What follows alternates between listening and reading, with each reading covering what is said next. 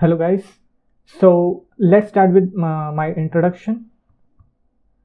My name is Shubham Chipa. I'm currently working as a software engineer at Happy, and previously I freelanced at Umigo Incorporation, that is a US-based startup, and Elysian Field Group Holdings, that is a UK-based startup.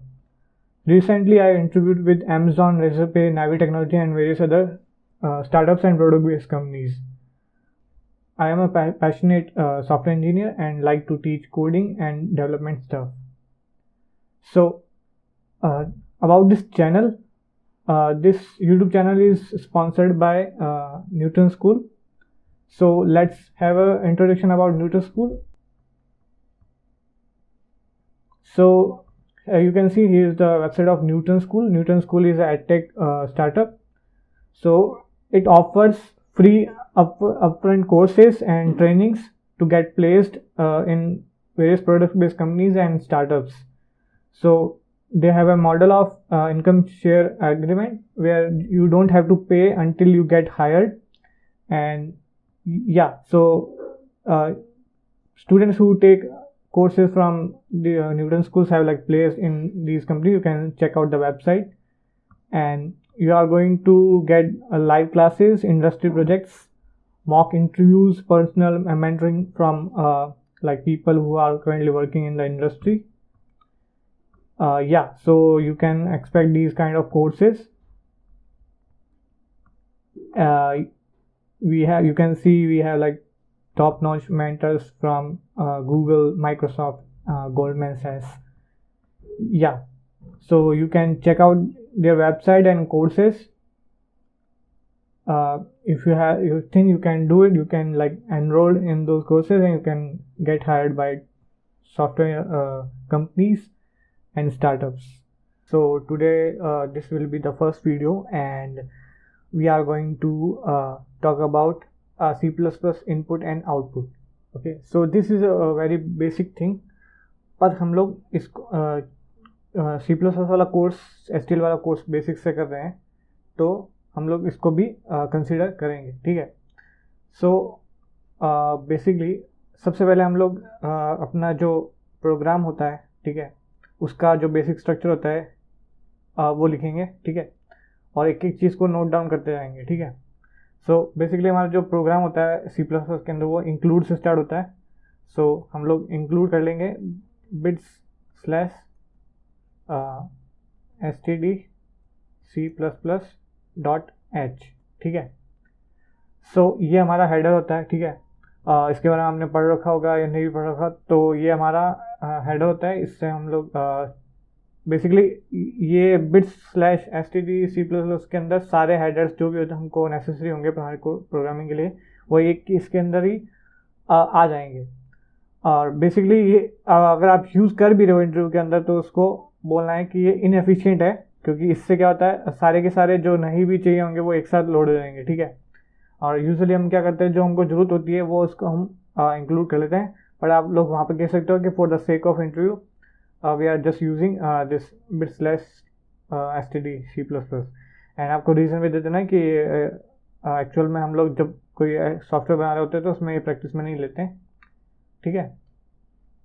तो उसके बाद में होता है हमारा main function. ठीक है. Main में हम लोग वॉइड भी रख सकते हैं, यहाँ पे इंट भी रख सकते हैं. ठीक है. तो यूजुअली हम लोग इंट रख के 0 रिटर्न कर देते हैं. ठीक है. उसके बाद हमारे पास आता है हमारा इनपुट कैसे लेंगे. ठीक है. और आउटपुट कैसे दिखाएंगे. ठीक है. सो जैसे कि आप देख रहे हैं, जैसे जैसे मैं बोल रहा हूँ और मैं टाइप करते जा रहा हूँ, इंटरव्यू में भी आपको यही बोलना है. ठीक है. यही करना है, बोलते बोलते आपको टाइप करना है. और मतलब कोड पहले नहीं लिखना है, आपको पहले एक्सप्लेनेशन देना है. और आप इस तरीके से ये जो कमेंट्स दिख रहे हैं आपको, ये इस तरीके से आप लिख के ओवरव्यू बना सकते हैं अपना एल्गोरिदम का. वो हम आगे देखेंगे जब हम क्वेश्चन करेंगे. ठीक है. सो अभी हम लोग थ्योरी और प्लस देख रहे हैं कि बेसिक्स क्या होता है. जब हम क्वेश्चन करेंगे तो मैं आपको बताऊंगा किस तरीके से आपको इंटरव्यू के अंदर मतलब बताना है कि हाँ इस तरीके से हमको सॉल्व कर रहे हैं या अप्रोच लगा रहे हैं, फिर कोड लिख रहे हैं. तो बेसिकली इनपुट हम आउटपुट देखने वाला है. तो इनपुट C++ के अंदर हम लोग किस तरीके से लेते हैं. ठीक है. सो उससे पहले जैसे मैंने यहाँ पे एक लिखा है 1 और ABC, ठीक है। सो बेसिकली 2 इनपुट है, इस इनपुट का जो वैल्यू है वो एक इंटीजर वैल्यू है, ठीक है, और इसकी जो वैल्यू है वो एक स्ट्रिंग वैल्यू है, ठीक है। सो बेसिकली हमको 2 वेरिएबल बनाने होंगे। सो इंटीजर के लिए हम लोग t ले लिया और उसके लिए हमने स्ट्रिंग ले लिया, ठीक है। स्ट्रिंग इज एक बिल्ट इन नहीं है बट एक यूजर डिफाइंड है, ठीक है, जो हमको एक्स्ट्रा से मिला था। सो स्ट्रिंग हमने ले लिया। उसके बाद में हम लोग जो एक हमारा होता है सी इन, ठीक है, और एक चीज़ हमने भूल गए यहाँ पे डिफाइन करना, वो है नेम स्पेस, ठीक है। नेम स्पेस बताता है कि हम लोग किस कॉन्टेक्स्ट में बात कर रहे हैं। सो अभी बेसिकली हम लोग स्टैंडर्ड जो है हमारा स्ट्रीम पैकेज, सॉरी, उसके बारे में हम लोग उस कॉन्टेक्स्ट के बारे में बात कर रहे हैं। जो भी चीज़ लेनी है हमको वो स्टैंडर्ड से लेनी है, ठीक है। फॉर एग्जांपल मैंने एक पैकेज बनाया, ठीक है, शुभम पैकेज, उसके अंदर मैंने एक सी इन डिफाइन किया, ठीक है। तो अब ये दोनों कोलाइड करके ना आपस में, सो इसलिए हम लोग अभी बता रहे हैं कि हाँ यूजिंग स्टैंडर्ड, ठीक है। इस तरीके से हम लोग ऊपर डिफाइन करके फिर यहाँ नीचे यूज़ कर सकते हैं। अदरवाइज हमको यहाँ पे इस तरीके से भी कर सकते हैं, ठीक है। बट यूजुअली आप इस तरीके से कर सकते हो। उसके बाद में सीन मतलब सी इन, यानी कि हम लोग इनपुट में ले रहे हैं, ठीक है, इनपुट स्ट्रीम ले रहे हैं, ठीक है। सो सी इन में मतलब इस तरीके से हो जाएगा, ठीक है। इस तरीके से मतलब वहाँ से हमारे इनपुट स्ट्रीम में से वैल्यू आके हमारे इस टी में आ रही है, ठीक है, जो पहली वैल्यू है। उसके बाद में जो हमारी दूसरी वैल्यू है स्ट्रिंग, वो यहाँ से आके इनपुट स्ट्रीम से हमारा जो है ये वो यहाँ पे आके इसमें एस में आके स्टोर हो रही है, ठीक है। अब हमारा आउटपुट है। आउटपुट हम लोग इसको नॉर्मल तरीके से दिखा सकते हैं। आउटपुट के अंदर देखो ये वाले जो एरोज होते हैं वो यूज होते हैं। तो basically the value for T is, फिर हम लोग जैसे यहाँ पे एक गैप देके फिर टी की वैल्यू डाल दी, और एक ये इसका मतलब होता है कि नेक्स्ट लाइन, ठीक है।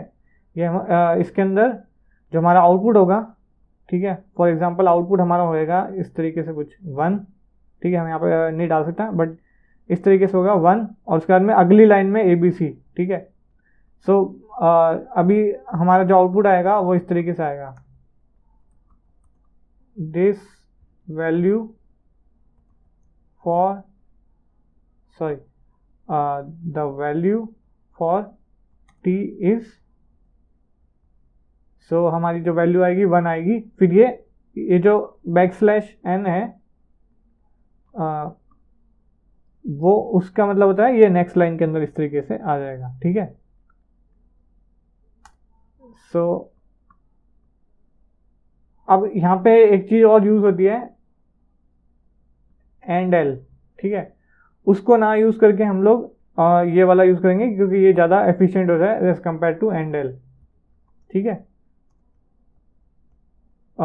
तो the value for s is, जो भी आपका कोई डाउट हो तो वो प्लीज़ कमेंट सेक्शन में ज़रूर बताना। अगर यहाँ तक आपने देख लिया तो प्लीज़ लाइक ज़रूर कर देना और सब्सक्राइब कर देना कि आगे और भी वीडियोस आने वाले हैं।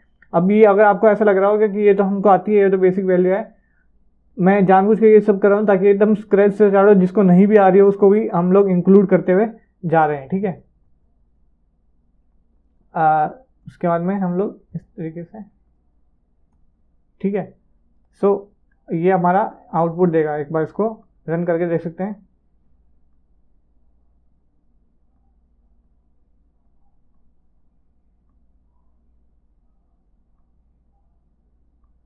Let me see if there is an error. Yeah, so using के बाद में आएगा नेम स्पेस, ठीक है। सो जो मैं बता रहा था तो मैं बताना भूल गया ये. सो I guess, yeah. So we can see the output here as we expected. So the value for t is 1 and ठीक है. अब सपोज करो कि चलो एक बार इसको चेंज कर लेते हैं, ठीक है, 2 और यहाँ पे d फिर से करेंगे. तो हम लोग जो यहाँ पे पास कर रहे हैं वो हम लोग यहाँ पे प्रिंट कर रहे हैं, ठीक है. अब सपोज करो ये था ऐसा, ठीक है.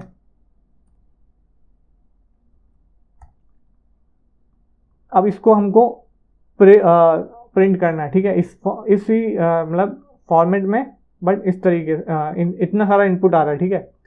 सो अब यहाँ पे देखो कि इनपुट जो है वो हमारे पास 3 है, ठीक है. सो जब भी हमारे पास कोई क्वेश्चन होगा तो उसमें ऊपर हम आइडियली मेंशन होगा कि कितने हमारे पास इनपुट है, ठीक है. यहाँ पे हम लोग 3 ले रहे हैं तो यहाँ पे ऊपर 3 आएगा, ठीक है. सो अब बेसिकली हम लोग यहाँ पे एक एंड डिफाइन कर सकते हैं, ठीक है. और उसके बाद में उसको स्ट्रिंग ले सकते हैं और उसके बाद में उसके ऊपर एक फॉर लूप चला सकते हैं,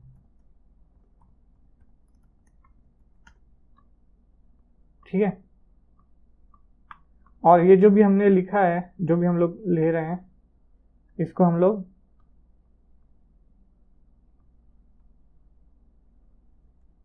यहाँ से उठा के इस फॉर लूप के अंदर डाल देंगे. इससे क्या होगा, इससे ये जितनी n की वैल्यू होगी उतनी टाइम ये फॉर लूप चलेगा और उतनी बार इनपुट लेके और प्रिंट कर देगा आउटपुट, ठीक है. सो एक बार इसको ट्राई करते हैं और फिर डीबग करेंगे अगर कोई एरर आया तो, ठीक है. सो अब एरर आया नहीं है, इसका मतलब हमारा चल रहा है. ये पहले वाली वैल्यू, दूसरी बार t की वैल्यू और तीसरी बार ये, ठीक है. सो बेसिकली हम लोग इस तरीके से हमारा इनपुट और आउटपुट यूज़ करते हैं. ये था. इसके अलावा कोई भी चीज़ इनपुट आउटपुट से रिलेटेड होगी तो जब क्वेश्चन आएगा, जब हम लोग आगे करेंगे तो उससे उसमें हम लोग वो हाथों हाथ देख लेंगे, ठीक है. पर्टिकुलर मैं आपका टाइम वेस्ट नहीं करना चाहता किसी एक चीज़ को बता के जो आपको उस समय समझ में भी नहीं आएगी. सो जब यूज़ आ रही होगी, फॉर एग्जांपल पॉइंटर का कॉन्सेप्ट है, तो जब हम लोग पॉइंटर से रिलेटेड कोई क्वेश्चन सॉल्व कर रहे होंगे या कोई क्वेश्चन सॉल्व करेंगे, फॉर एग्जांपल ट्रीज़ है, ट्रीज़ के अंदर जब हम लोग नोड बनाते हैं तो वहाँ पे पॉइंटर का यूज़ बहुत सारा होता है, या लिंक से रिलेटेड जो भी क्वेश्चन होता है, तो उस समय हाथों हाथ ही मैं उसको एक्सप्लेन कर दूंगा ताकि आपको वो वाला जो क्वेश्चन है या जो टॉपिक है वो एक्सप्लेन भी हो जाए और पॉइंटर्स का भी जो है वो आसानी से एक्सप्लेन कर सकूँ मैं, ठीक है. सो इस वीडियो में यही था और अगला वीडियो भी जल्द आएगा. सो लाइक करें, सब्सक्राइब करें और कमेंट करें कोई डाउट है तो, ठीक है. I will see you in next video.